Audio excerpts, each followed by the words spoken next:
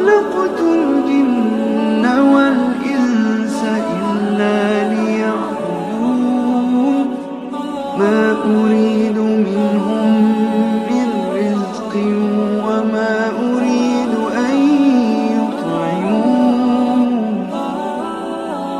إن الله هو الرزاق ذو القوة المتين.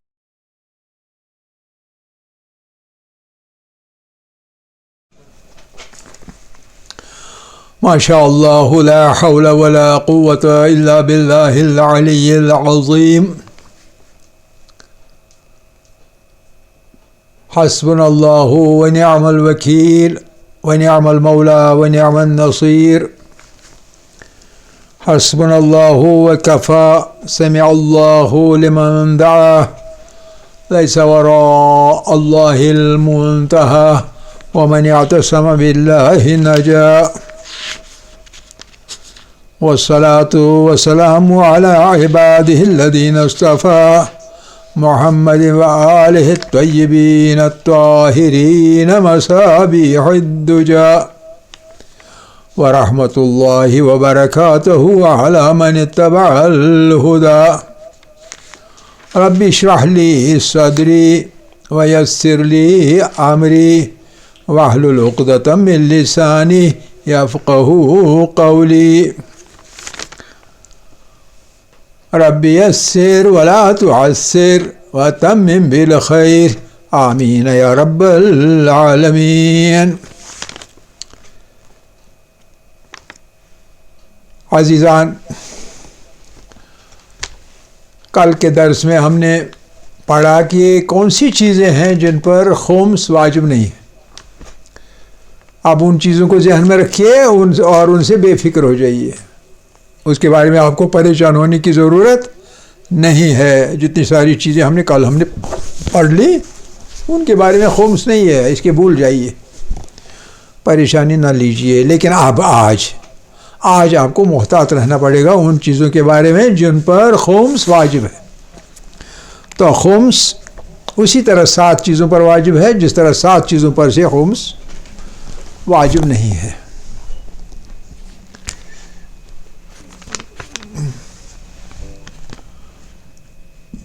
وہ چیزیں جن پر خمس واجب ہے، وہ چیزیں جن پر خمس واجب ہے 7 ہیں برابر کے برابر. سینٹر پر چوتھا، آگے 1 2 اور 3، نیچے 5 6 اور 7. تو اس لیے یوں آئے گا اور یوں آئے گا، یوں اور یوں. ٹھیک ہے نا؟ تصویر ایسی بنے گی. پہلی چیز نمبر 1، کاروبار کا منافع. کیپٹل پر آپ کے پاس سرمایہ ہے، اس پر خمس نہیں ہے. اگر آپ نے ادا کیا ہے ایک بار پھر اس پر خمس نہیں ہے. منافع جو ہے کاروبار کا منافع اس پر خمس ہے، لیکن سارے کے سارے پر نہیں. سارے منافع پر خمس ہے. سوال،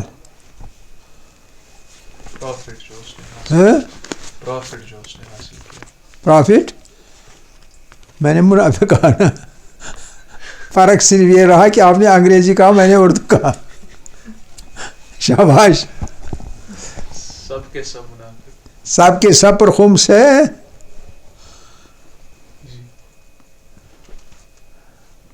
ہاں جی، کل پڑھا ہے ہم نے. اس میں سے کچھ حصہ ہے اس پر خمس نہیں ہے. شاباش. ایکٹیو رہیے نا، ہوشیار رہیے، جاگتے رہیے. جو چیز وہ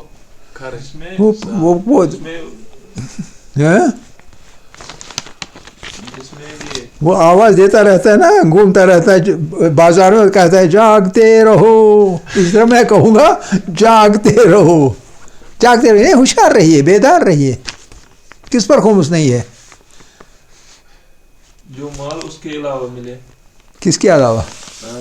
منافع کے علاوہ. ہاں, منافع کے علاوہ.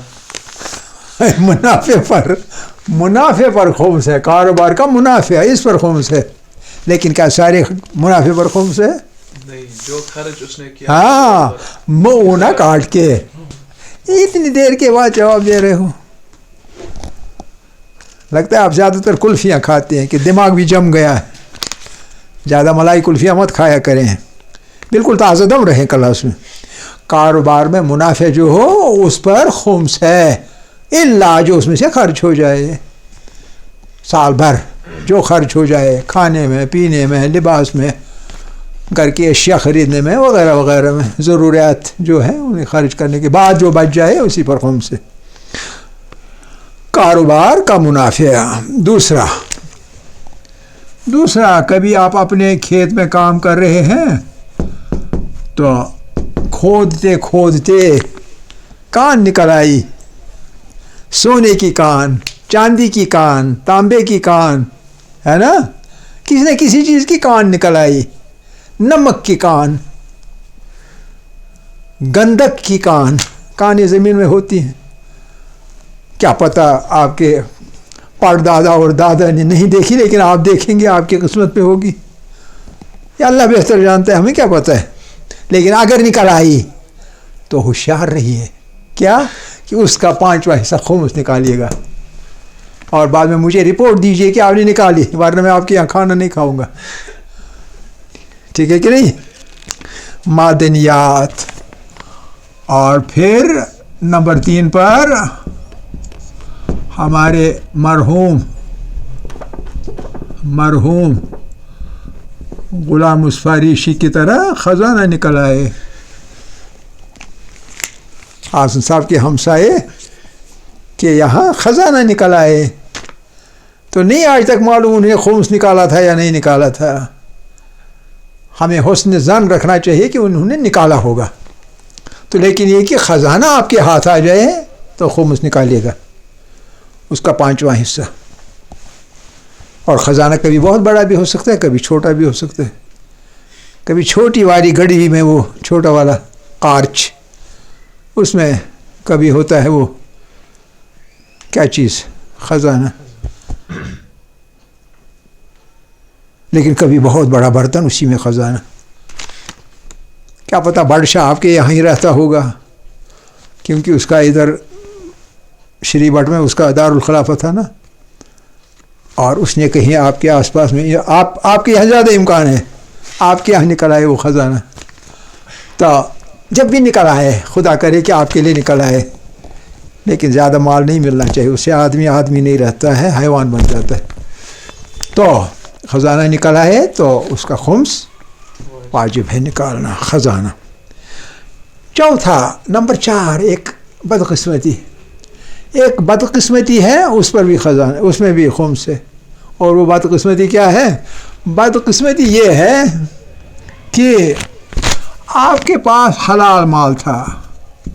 آپ کے پاس کیا تھا؟ ہاں جی, حلال مال تھا, روپیہ تھا, حلال تھا, روپیہ تھا, گہنے تھے سونے کے, کچھ بھی جو بھی ہوگا, حلال مال تھا. لیکن کہیں غلطی کی وجہ سے اس کا کیا ہو گیا, وہ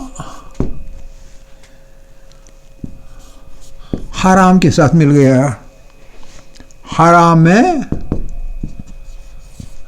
دادی اماں نے 2 وہ تھی نوٹوں کی گدیاں, تو ان کو ایک ساتھ کر دیا.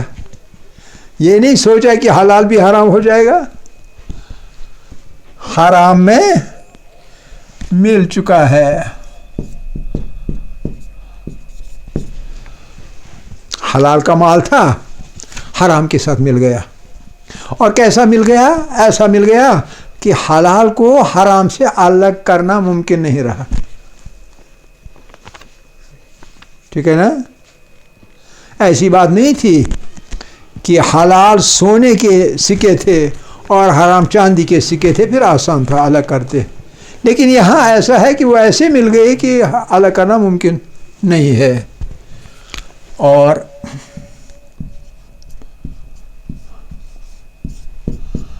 الگ کرنا ممکن نہ رہا. ایسے مال کا، حرام کا بھی اور حلال کا بھی، دونوں کا خمس نکالنا ہوگا.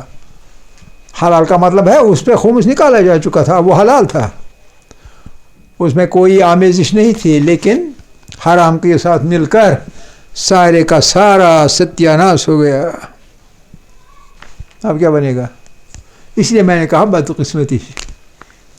نمبر 5، آپ عام آدمی نہیں ہے، نہ سجاد صاحب عام آدمی ہے اور نہ احسان صاحب عام آدمی ہے، تو پھر کیا ہے؟ آپ غواص ہیں. غواص کیا ہوتا ہے؟ غواص ہوتا ہے غوطہ خور. سجاد صاحب تو یہاں خوشحال سر میں ڈبکیاں لگاتے لگاتے غوطہ خور بن گیا ہے. آپ غوطہ خور ہیں. تو غواص غوطہ لگا کر سمندر میں، غوطہ لگا کر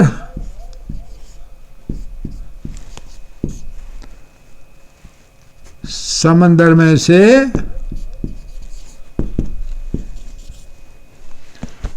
جو جواہرات حاصل کرے گا، حاصل ہو جائیں، غوطہ خور غوطہ حاصل کرے گا. غوطہ خور ہے، سمندر میں ڈبکی مار دی اور جواہرات نکال دیے، ڈائمنڈ نکلے، موتی نکلے، پتہ نہیں کیا کیا نکلا. تو ان جواہرات پر بھی خمس واجب ہے. سمجھ گئے؟ نمبر 5. نمبر 6، یہ تو تقریباً آج کا ناپید ہے، لیکن معلوم ہونا چاہیے. جنگ ہو گئی، اس جنگ میں ملنے والا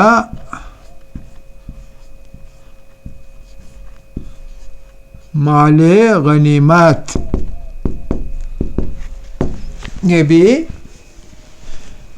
خمس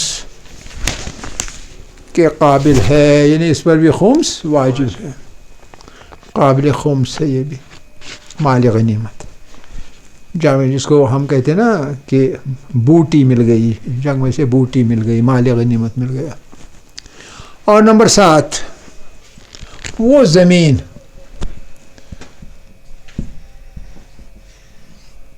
زمین جو کافر ذمہ ہے، اس نے مسلمان سے خریدی. زمین جو کافر ذمہ مسلمان سے خریدے، اس پر بھی خمس ہے. کافر حربی سے خریدے گا اس پر خمس نہیں ہے. کافر حربی مسلمان سے زمین خریدے گا اس پر خمس نہیں ہے، لیکن کافر ذمہ اگر مسلمان سے زمین خریدے اس پر خمس ہے. اچھی طرح سمجھ لیجیے. خریدنے والا کون ہے؟ کافر ذمہ خریدنے والا ہے، اور بیچنے والا کون ہے؟ مسلمان ہے. تو پھر زمین کس کے پاس چلی گئی؟ کافر کے پاس. اب کافر کو کیسے پکڑیں گے اور اسے خمس لیں گے؟ مسلمان پر تو شریعت لاگو ہے، لیکن کافر اس سے کیسے اس پر کیسے لاگو ہوگا ہمارا قانون، اور پھر ہم اس سے لیں گے خمس کیسے؟ یہ نقطہ جلدی جواب دیجیے، جلدی، شاباش.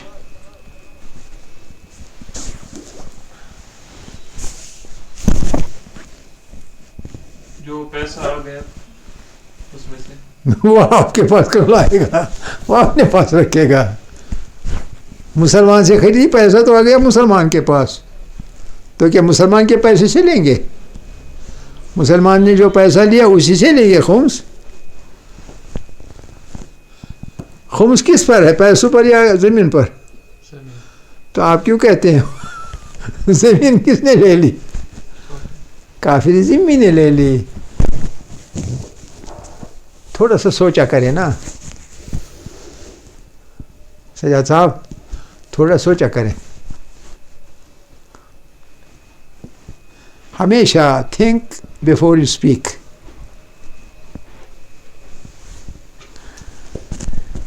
شاباش.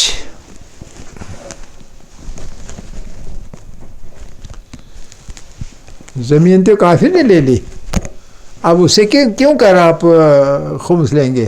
آپ کی پکڑ میں کیسے آئے گا؟ یہی مسئلہ ہے. اس پر کیسے ہماری شریعت کا قانون لاگو ہے؟ ان کے یہاں تو خمس نہیں ہوتا ہے، نہیں ہوتا ہے نا، پھر ان پر کیسے لاگو ہوگا اور کیسے لیں گے اس سے؟ وہ تو کافر ہے، کہے گا میرا تو آپ کے اسلام سے کیا واسطہ ہے، میں کیوں دے دوں؟ بالکل آسان ہے اس کا جواب، بہت آسان. شاباش شاباش. دیکھیے آپ غور نہیں کرتے، آپ سوچتے نہیں ہیں. اصل مسئلہ یہی ہے، آپ سوچتے نا تو جواب آپ کے بالکل دائیں جیب میں ہے. دائیں طرف کی جیب جو ہے آپ کی پینٹ کی، ادھر ہی جواب ہے. ہاں شاباش. اس کو تب خمس دے رہا ہے کب؟ اس کو پتہ ہے اب میں خرید رہا ہوں اس کو کافر ہاں تو اس سے پہلے خمس. تو اسے کیا ہوگا میرے بھائی اسے کیا ہوگا؟ میں تو کوٹ میں جواب. دیکھیے اب آپ نہیں بولیں گے، مجھے پتہ ہے. دیکھیے کافر ایک حربی ہوتا ہے، ایک ذمہ ہوتا ہے. حربی کون ہوتا ہے؟ جس کے ساتھ مسلمان برسرے پیکار ہیں، جن کے ساتھ جنگ ہے، اس کا اور آپ کا آپس میں تعلق کوئی نہیں. لیکن جو کافر ذمہ ہے، کافر ذمہ اس کو کیوں کہتے ہیں؟ کیونکہ اس کی ذمہ داری ہوتی ہے آپ پر اس کے مال کی حفاظت کرنا، اور مال کی حفاظت کرنے کے بدلے میں وہ آپ کو کیا دیتا ہے؟ جزیہ دیتا ہے، ٹیکس، جو کہ آپ سے نہیں لیا جاتا، اس سے لیا جاتا ہے. اور اس کے مال کی، اس کے جان کی، اس کی آبرو کی حفاظت کرتی ہے آپ کی مسلمان ملک کی فوج. ٹھیک ہے کہ نہیں؟ اب وہ کن کے قبضے میں ہے بیچارہ؟ مسلمان ہے کہ نہیں ہے؟ وہ کہاں جائے گا بیچارہ؟ وہ آپ کی پکڑ میں ہے، اور اس کے جان مال کی حفاظت آپ کی ذمہ داری، اسی لیے اس کو ذمہ کہتے ہیں. ذمہ یعنی اس کے مال و جان و آبرو کی ذمہ داری حفاظت کی مسلمانوں پر ہے. جب مسلمانوں پر اس کی ذمہ داری ہے حفاظت کی، تو ہمارے شریعت کے حساب سے جو کچھ اس کا ٹیکس بنے گا تو وہ کیوں نہیں دے گا؟ ایک دم سے دے گا. سجاد صاحب شاپی جمعہ شی دعوت کوئی نہیں چشی تو نہیں فکر. سیدھا سا مسئلہ تو سیدھا سا تھا نا. آپ یہ ٹرمز جو ہے ان ٹرمز پر دھیان نہیں دیتے، اسی لیے آپ کو جواب نہیں آتا ہے. ٹرمز پہ آپ جو دھیان نہیں دیتے نا، تھوڑا سا اس پر توجہ دیتے تو جواب ایک دم سے سامنے تھا، بالکل at your doorstep. The reply to this question was at your doorstep. دور نہیں جانا تھا، آپ کی بالکل پاس میں. دروازہ کھولا تو جواب باہر موجود. صحیح ہے؟ چلیے جی، یہ ہیں وہ چیزیں جن پر خمس واجب ہے، جن پر خمس واجب ہے. اب یہ کاروبار والا مسئلہ جو ہے، اس کی وضاحت چاہیے، اس کی وضاحت چاہیے. دیکھیے اس کی وضاحت چند نقطوں میں سے ہے. یہ کاروبار کسے کہیں؟ کاروبار جو ہے یہ کسے کہیں؟ یہ لفظ کاروبار کاروبار سے منافع یعنی کیا دکانداری سے منافع ہے, کسی اور چیز سے منافع نہیں, یہ معلوم ہونا چاہیے. تو اس کا مطلب ہے کاروبار کا منافع کا نہیں. کاروبار کا مطلب کیا ہے؟ کار کا مطلب ہے نمبر 1 تجارت. آپ تجارت کر رہے ہیں, آپ کا کلاتھ ہاؤس ایک ہے, آپ کا اسٹیشنری کی دکان ہے, اسٹیشنری کی ایک دکان ہے آپ کے یہاں, آپ مال بیچتے ہیں, خریدنے کے بعد بزنس کرتے ہیں, صحیح ہے کہ نہیں؟ خریدنا بیچنا اس کو تجارت کہیں گے. خرید و فروش, تجارت یعنی خرید و فروش, ادھر سے خریدنا یہاں سے بیچنا, جتنے میں خریدا اس میں نفع چڑھا کے بیچنا, جو نفع آپ کو ملا اسی پر خمس ہے, مال پر خمس نہیں ہے. جو مال آپ نے خریدا وہ آپ کا سرمایہ ہے, کیپٹل پر خمس نہیں ہے, الا اگر اس کا بھی خمس پہلے نہیں نکالا ہے. اگر نکالا ہے اس پر خمس نہیں, خمس صرف ہے منافع جو آئے گا. نمبر 1 تجارت. اور نمبر 2 یہ ہے کہ آپ تجارت نہیں کر رہے ہیں, آپ تجارت نہیں کر رہے ہیں, پھر کیا کر رہے ہیں؟ پیپر معاشی کر رہے ہیں, شال بافی کر رہے ہیں, ٹھیک ہے کہ نہیں؟ یعنی صنعت و حرفت, کریول ورک کر رہے ہیں وغیرہ وغیرہ. صنعت و حرفت, حرفہ. 2 قسم کے کاروبار, اور کبھی تیسری قسم کے کاروبار ہوگا, کوئی تیسری قسم کا دوسرے کاروبار.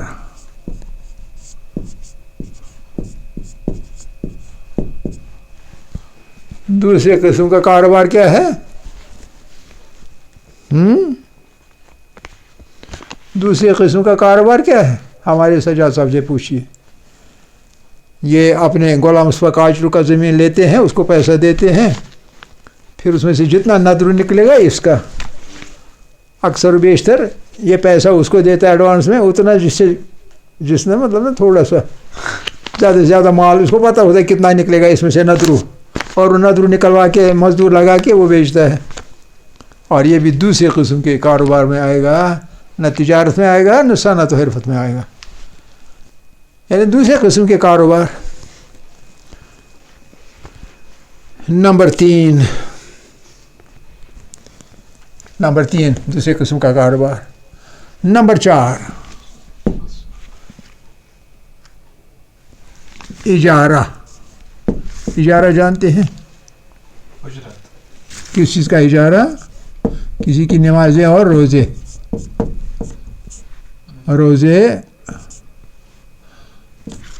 نماز روزے کسی کے پڑھ کے اس سے کچھ اجرت لینا, اور وہ بھی بنے گا. نمبر 4. نمبر 5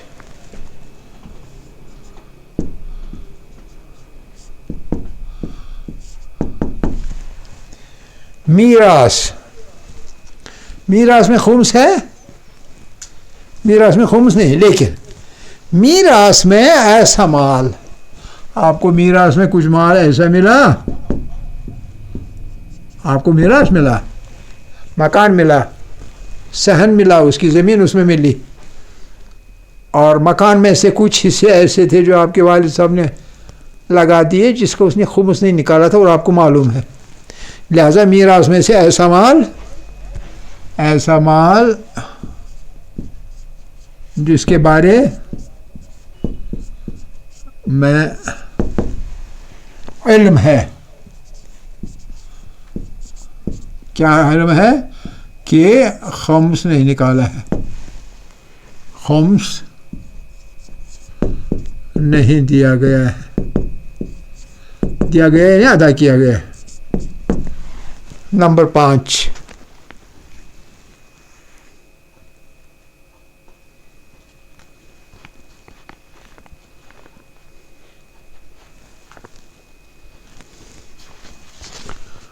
ٹھیک ہے.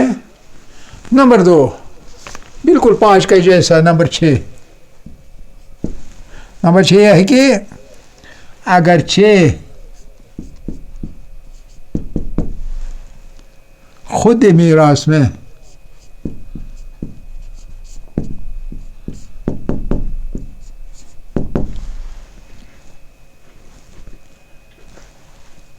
یعنی میراث سے حاصل مال میں خمس نہیں، لیکن علم ہے، لیکن آپ کو علم ہے کہ جو مکان مثال کے طور پر آپ کو ملا میراث میں باپ کی طرف سے، چاچے کی طرف سے، کسی کی طرف سے، اس نے خمس نہیں نکالا تھا، ورنہ معلوم ہے مجھے میراث ملا باپ کی طرف سے ملا تو ممکن نہیں ہے اس نے بغیر خمس کے واقع رکھا ہو، اس نے خمس ادا کیا ہوگا۔ لیکن جب علم ہو، علم ہے کہ فوت شدہ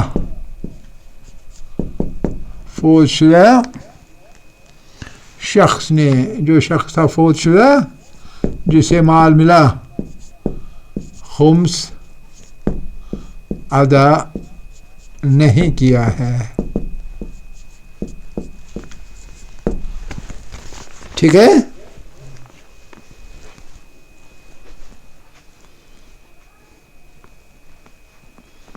اوکے۔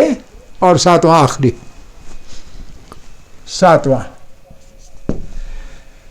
کبھی ایسا ہوتا ہے جتنا آپ کو خرچ ہونا تھا وہ ہو جاتا، لیکن کبھی کچھ لوگ ایسے ہوتے ہیں بہت بخیل ہوتے ہیں، کنڈ بہت بخیل، اور بخیل ہونے کی وجہ سے یا قناعت کی وجہ سے، قناعت کرو کیا فائدہ زیادہ کھانا، قناعت کی وجہ سے جو مال بچ جائے، جو کہ اگر خرچ ہوتا تو خمس نہیں تھا، لیکن اب بچا دیا آپ نے قناعت کر کے، پیٹ میں کانٹا، پیٹ میں پتھر باندھ کے آپ نے جمع کیا پیچھے، وہ آپ نے خرچ نہیں کیا تو اس پر بھی خمس چڑھے گا، وہ بھی اسی میں کاروبار کے منافع میں، وہ بھی منافع میں شامل ہے، بچ گیا نا، منافع ہو گیا، بچ گیا۔ نمبر 7، قناعت کی وجہ سے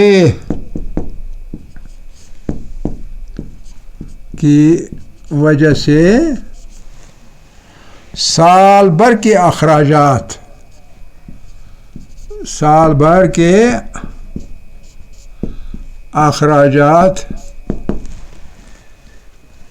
میں سے، اخراجات یعنی مولا میں سے جو کچھ بچ جائے،